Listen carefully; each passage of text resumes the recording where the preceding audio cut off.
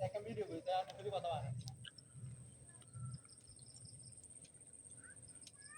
যদি ক্যামেরার সামনে আপনি কিছু কথা বলেন